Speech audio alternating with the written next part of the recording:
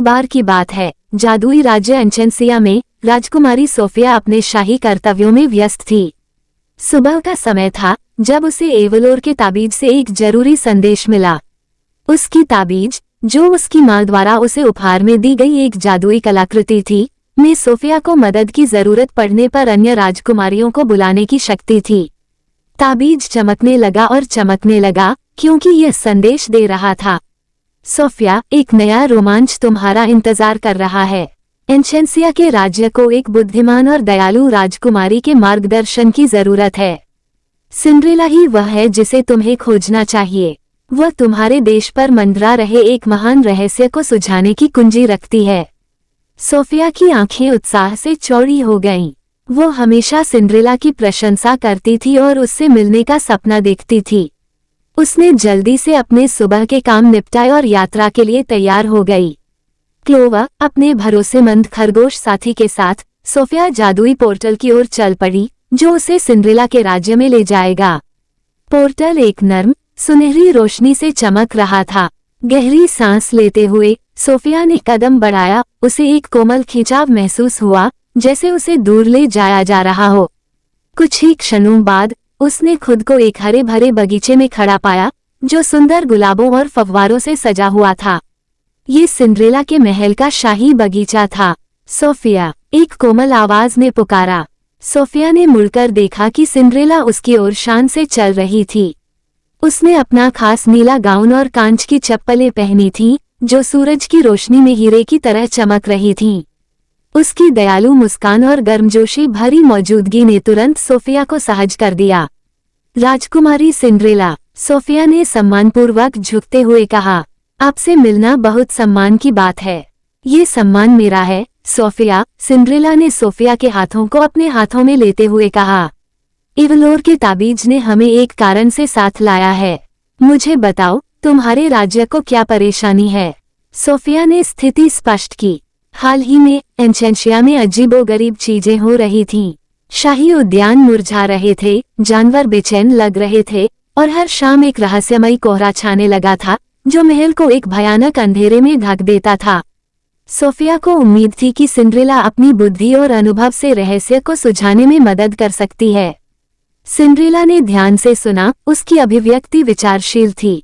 ऐसा लगता है कि काला जादू चल रहा है, उसने अंत में कहा। हमें जांच करनी चाहिए और इस परेशानी के स्रोत का पता लगाना चाहिए। साथ में वे एंचेंसिया के पोर्टल के माध्यम से वापस आ गए। जब वे पहुंचे तो दोपहर का सूरज पहले से ही क्षितिज के नीचे डूब रहा था, जिससे भूमि पर लंबी छाया पड़ रही थी। महल का मैदान भयावह रूप से शांत लग रहा था और एक हल्की धुंध बनने लगी थी। चलो शाही उद्यान से शुरू करते हैं, सिंड्रेला ने सुझाव दिया। पौधे और फूल अक्सर भूमि के स्वास्थ्य के बारे में सुराग देते हैं। सोफिया सिंड्रेला को एक बार जीवंत उद्यान में ले गई, जो अब अपनी पूर्व महिमा की छाया बन गया था। फूल उदास रूप से मुरझा गए थे और पत्ते भूरे और भंगुर हो रहे थे। सिंड्रेला घुटनों के बल बैठ गई, मिट्टी और पौधों को गहरी नजर से देखने लगी। ये पौधे सिर्फ देखभाल की कमी से नहीं बल्कि और भी बहुत कुछ झेल रहे हैं, उसने देखा। यहाँ एक अंधेरी ऊर्जा है, कुछ अप्राकृतिक। क्लोवा उछल कर आया, उसकी नाक हिल रही थी। मैंने देखा है कि जानवर भी अजीब व्यवहार कर रहे हैं, उसने कहा। यहाँ तक कि पक्षी भी पहले की तरह नहीं गा रहे हैं। सोफिया ने भौहें सिकोड़ी। मैंने हर संभव कोशिश की है, लेकिन कुछ भी मदद नहीं करता। क्या आपको लगता है कि इसके पीछे कोई है? सिंड्रेला ने धीरे से सिर हिलाया। ये संभव है। हमें इस काले जादू के स्रोत का पता लगाना होगा। चलो महल की खोज करते हैं और देखते हैं कि क्या हम कोई सुराग खोज पाते हैं।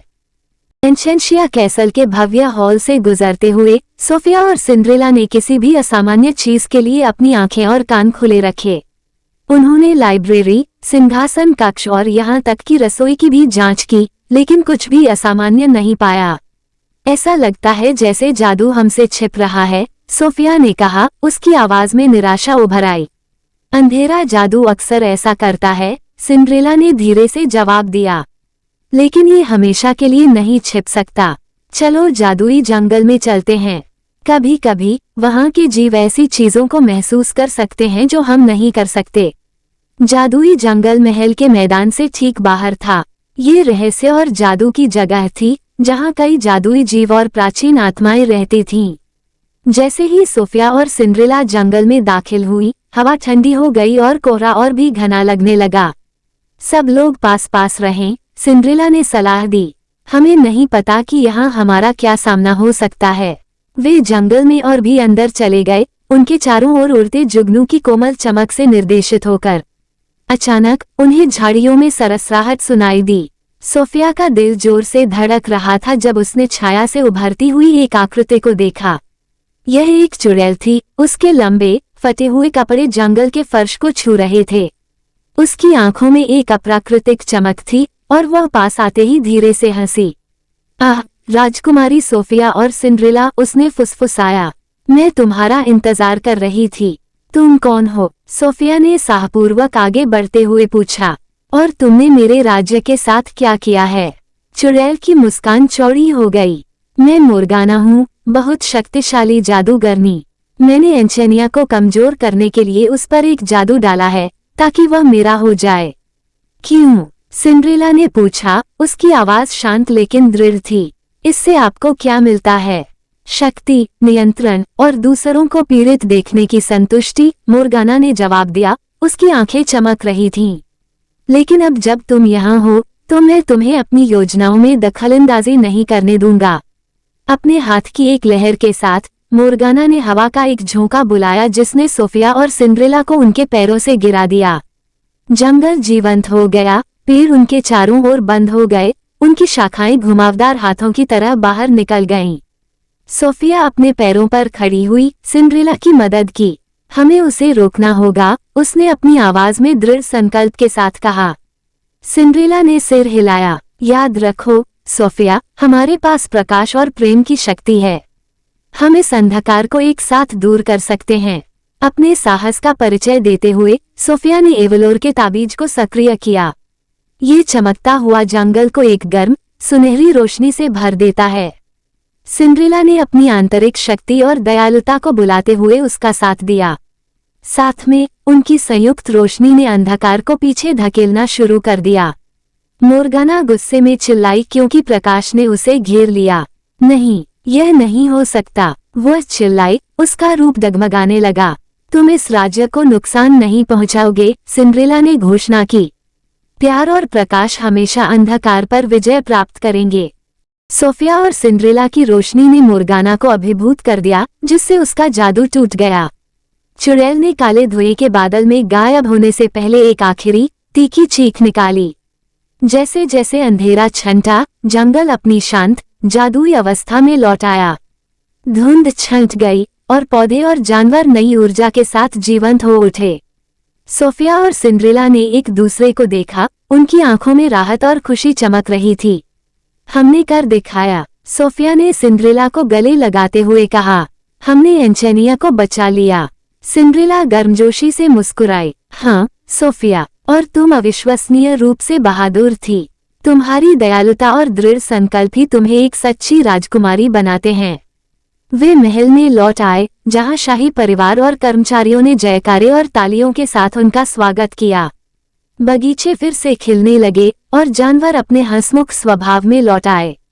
एंचेनिया एक बार फिर से रोशनी और खुशी का स्थान बन गया। अपने राज्य में लौटने से पहले सिंड्रेला सोफिया को एक तरफ ले गई। याद रखना सोफिया, तुम्हारा दिल बहुत शक्तिशाली है। अंधेरे से अंधेरे में भी रोशनी लाने की अपनी क्षमता पर कभी संदेह न करें। और जान ले कि आप कभी अकेले नहीं हैं। दोस्ती और प्यार के बंधन हमेशा आपका मार्गदर्शन करेंगे। सोफिया ने सिर हिलाया। उसका दिल कृतज्ञता से भर गया। धन्यवाद सिंड्रेला, मैं इसे कभी नहीं भूलूंगी। जैसे ही सिंड्रेला ने पोर्टल से कदम रखा, सोफिया को उद्देश्य की नई भावना महसूस हुई। वह जानती थी कि आगे जो भी चुनौतियां होंगी, उनके पास उनका सामना करने की ताकत और समर्थन है। और इसके साथ ही वह अपने राज्य में वापस लौट आई, सोफिया द फर्स्ट, एंचेंशिया की राजकुमारी के रूप में अपनी यात्रा जारी रखने के लिए तैयार। और इस तरह एंचेंशिया के जादुई राज्य में शांति और सद्भाव बहाल हो गया। राजकुमारी सोफिया ने साहस, दोस्ती और प्यार की स्थायी शक्ति के बारे में एक अमूल्य सबक सीखा था। और हालांकि सिंड्रेला अपने राज्य में वापस आ गई थी, लेकिन उनके बीच जो बंधन बना था वह जीवन भर बना रहेगा। यह इस बात का एक शानदार उदाहरण है कि कैसे हम सभी के भीतर का प्रकाश किसी भी अंधेरे को दूर कर सकता है। देखने के लिए धन्यवाद।